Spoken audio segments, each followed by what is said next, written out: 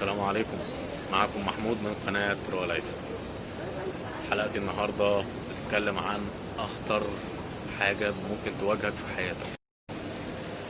هتقولك أنا لا يمكن أغير ديني، أنا لا يمكن أتجوز واحد مسلم. هتقولك كده، صدقني كدابة، ما تصدقهاش، كدابة بجد ومفيش كلام ده. طب هي بتقول كده ليه؟ ايه مصلحتها؟ مش هي بتحبك المفروض او عارفه انك بتحبها؟ ليه بتقولك انا مش هغير ديني؟ هي يا باشا بتقول بس كده علشان تختبر معزتها عندك. وبرضه انا بختبر ايه الاستابلايزيشن بتاع الفيديو في الكاميرا. لا يا باشا، هي بتحبك بس مش كفايه. لو هي بتحبك كفايه مش هتقول كده اصلا. او لو جواها ذره عدم ثقة من علاقتكم، من مستقبلكم مع بعض، يعني ممكن ما تقولكش الكلام ده. لكن اللي بتقول الكلام ده دي مش مالية ايدها منك، ما بتحبكش قوي من الاخر. ما مش هقولك اضغط عليها ولا حاول معاها تاني او افتح الموضوع من ناحية تانية، لا لا لا. دي ممكن هقولك انا المفيد، هجيبها لك من فوق كده. انت لو افترقته قلت لها لا خلاص انا عايز واحدة من ديني ومش هينفع وخلاص وننهي الموضوع، وهتنهي فعلا معاك وبسهولة وممكن بدون مشاكل. بعدها يمكن بسنة او اقل هتلاقي متجوزة واحد عربي من جنسية تانية ومن دينك، وممكن غير الدنيا وتلاقيها متصورة في الفيسبوك والفي كي بالحجاب. ما تبقاش خفيف، ما تضحكش عليك بكلمتين. واحدة مع طبعا بنات كتير حلوين كتير ومحترمين كتير، تيجي واحدة تقول لك كده، ما تبقاش خفيف كده واول ما يتقال لك لا لا ايه ده ازاي ومش عارف ايه، بهدوء وبثبات انفعالي. قول لها يا ستي انا ما فتحتش معاك الموضوع اصلا. يقول لك لا بس عشان اكون مفكر ولا حاجه اني اغير ديني، ولا لا لا مش وقته خالص. اما تيجي بقى قبل الجواز بفتره قليله، لا بص انا ما اقول نفس الكلام بالظبط اللي هي قالته بس العكس، اللي هو اصل انا لازم اتجوز واحده مسلمه كده. تقول لك بس انا مش هغير وبتاع، يبقى خلينا زي ما احنا. طبعا خلينا زي ما احنا دي معناها ان مش متجوزين، يعني انا هشوف واحده تانية وانت تشوفي حد تاني.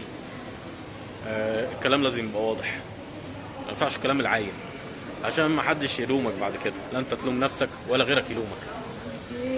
فبعيد عن كل الحواديت دي، انا اللي يهمني حضرتك قلبك ما يتكسرش، ما تبقاش متعلق بحد وقابل اي حاجه يقولها والسلام، ما يبقاش كلامه مسيف على رقبتك، ما يبقاش كلامها هو ده اللي هيحصل. لا صدقني هي نفسها ممكن بعد شهرين 3 تقول لك انا فكرت او شفت فيديو كده ظريف عن الاسلام وقررت ان انا ادخل الدين ده واجرب من نفسها كده. فلذلك اقول لك اللي تقول لك كده ما تحاولش تضغط، ما تحاولش مره تانية او ثالثه، ما تحاولش مره اولى اصلا. طول ما انت لسه عارفها جديد قبل الجواز بحاجه بسيطه، لو سمعت الجملتين دول اعرف ان جرس الانذار بيضرب، ولازم تتحرك بشكل ايجابي ومستقيم، ما تمشي زجزاج. حلو المكان ده على فكره. عشان تبقى مباشر، عشان ما يبقاش زي ما بتقول في مناطق رماديه كده الناس بتحب تقف فيها، يقول لك بص احنا مع بعض بس مش مع بعض، هو احنا اتكلمنا في تغيير الدين بس مش بالظبط ازاي ولا لا اصلها بتفكر، قالت لك هفكر، لا بس شكلها بتفكر. فالكلام العايم ده بلاش منه. في ناس تقول لك انا حلال بالنسبه لي ان انا اتجوز واحده مش على ديني وتسلم بعدين، ما هي كتابيه بقى، ما يعني مش كتابيات يحلوا لينا. ففي ايه بتقول لك ولا تنكحوا الكتابيات او النساء من اهل الكتاب حتى يؤمن، فيما معناه يعني ما تتجوزوش ولا لا يتم النكاح قبل ما يؤمن بقى الناس تفسرها على كيف، يقول لك تؤمن بالله، تؤمن بالاسلام، تؤمن باي حاجه، هو بقى حسب مزاج المفسر يقول لك هو كده امنت خلاص وانا هتجوزها بقى على هذا النحو. فمش هلوم حد ان هو بيفسر على كيفه او بيختار مفسر معين لهذه المساله. لكن نيجي في التطبيق، هل انت بتطبق اللي انت بتتكلم عليه؟ يعني في ناس مثلا يتزوج الواحدة وهي على ديانتها ما غيرتش ولا حاجة، ماشي اوكي انت على فتوى معينة. وبعد هذا الوقت ب4 سنوات 5 سنوات لا زالت على ديانتها. طب ايه يعني هنفضل كده على طول؟ يقول لك والله شكلها كده، يبقى كده الفاس وقعت في الراس. يبقى التفسير اللي بيقول لك ان ما تنجحهمش الا بعد ما يؤمنوا او حتى يؤمن، الكلام ده صح، عشان بعد الجواز ممكن ما تعرفش تعمل الموضوع ده. هتخلف واد بقى ايه بالالوان، نص مسيحي ونص مسلم والتلت التالت يبقى 3 تلات، والتلت التالت علماني مثلا اللي هو لا ديني او اتيست او ملحد. خليك مستعد للسيناريوهات دي. ليه تخلف ابن معوق ملوش مله او مثلا كاره كل الديانات مثلا؟ يعني ما بلاش الريسك ده. ريح نفسك، خش في السالك. السالك حلو دايما وريحته حلوه. انت لو شايف انها واحده كويسه وتنفع لاولادك، تمام، اتكل على الله. ما دام اسلمت، ما دام مشيت على دينك، ما دام اتكلمت بشكل مباشر في النقط اللي عليها خلاف، قالت لك هنحلها ازاي، الخطط المستقبليه متفق عليها، راعي ان اي حاجه الواحده بتقولها عرضه انها ترجع فيها في اي وقت وباي ظروف وباي شكل وباي مبرر. مبررات كتيره جدا، اسالني انا. اللي قدامك ده مثلا مش المفروض ان انا مثلا جربت اتجوزت 20 مره فعرفت من روسيا واوكرانيا، لكن لا، في روسيا واوكرانيا من غير ما تجرب. انت الجواب باين من عنوانه. قدامك تجارب كتير تستفيد منها. انت ممكن تعرف تجارب اكتر مني بكتير لما تعيش في البلد دي، لما تاخد السلم من اوله. بس مش مهم ان انت تاخد يعني، او مش حاجه حلوه انك تاخد السلم من اوله. الصح ان انت تاخد السلم من اخره. مساء الفل، مشغول والله بسجل فيديو. فالناس شايفاك مثلا مشغول ويكلموك ويقطعوك عادي، دي ثقافة شعب. لا سوري، طبعا لا عيب على الشعب ابدا، لا دي فكاهة على بعض الناس اللي هي بتبقى طبعا ده قلة في كل مجتمع على فكرة، لازم تلاقيهم كده يعني في التسويق وفي المبيعات والحاجات دي. مهم جدا ان انت تشوف راحة الزبون والتوقيت المناسب لدعوة الزبون لشيء ما.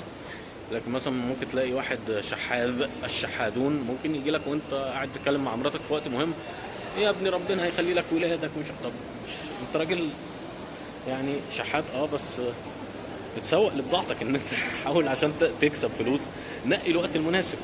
ففي ناس ما عندهاش السنس ده للاسف يعني، فده يعتبر شعب سري خفي سفلي ما نعرفش عنه حاجه في السر كده. ربنا يهديكم. نرجع لموضوعنا.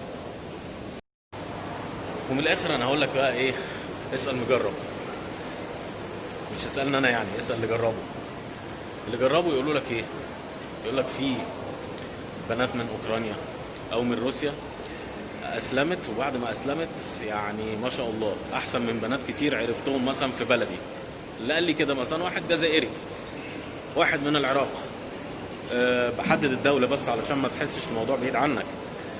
واحد من العراق اتزوج واحدة مسلمة من روسيا، من احد القوميات المسلمة.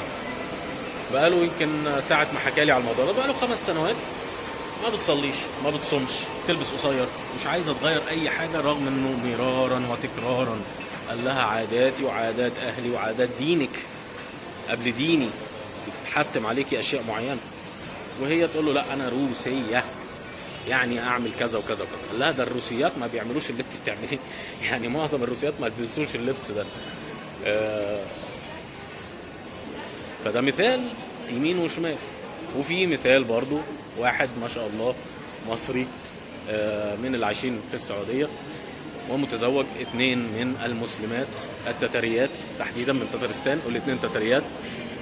وفي ناس يقول لك ما فيش تعدد في روسيا. هو متعدد بقى، مالكش انت فيه، هو ليها صرف. يبقى تعالى على جنب وانا اقول لك ازاي. فمتزوج 2، مخلف من واحدة والتانية لا، والحياة كويسة جدا. الاثنين عارفين، هو عارفين انه متجوز، كل واحد عارفه انه متجوز، والدنيا ماشيه زي الفل، بيحبوه جدا، ملتزمات جدا، لابسين، هو راجل ملتزم اصلا دينيا، فاللي هو الحياه لطيفه.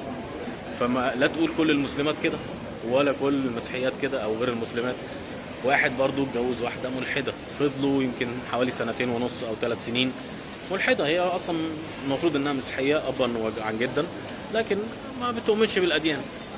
أول ما خلفت الولد، الأب أصر إن هو الولد يكون مسلم. قالت له لا، يبقى أنا أبقى مسلمة الأول وبعد كده هو نعلمه العادات بتاعتنا وهكذا. واتفقوا على هذا المنطلق أو على هذه الخطة، وفعلا الست أسلمت بعد الإنجاب أو بعد 2.5 من الزواج، والطفل اتفقوا إنهم يربوه بهذا الشكل. فكله اتفاق، ومش عايز أعمم بس بديك أمثلة مختلفة إيه اللي ممكن يحصل، كله مترتب عليك. على قد ما يكون سيادتك صريح وواضح، على قد ما هتاخد اللي انت عايزه، وما تخشش في حارات وتمشي زجزاج وتراوغ وما تجيش دغري، فهتاخد نتائج برضه مش دغري. انا كلامي خلص، اشوفكم على خير، حفظ الله، السلام عليكم.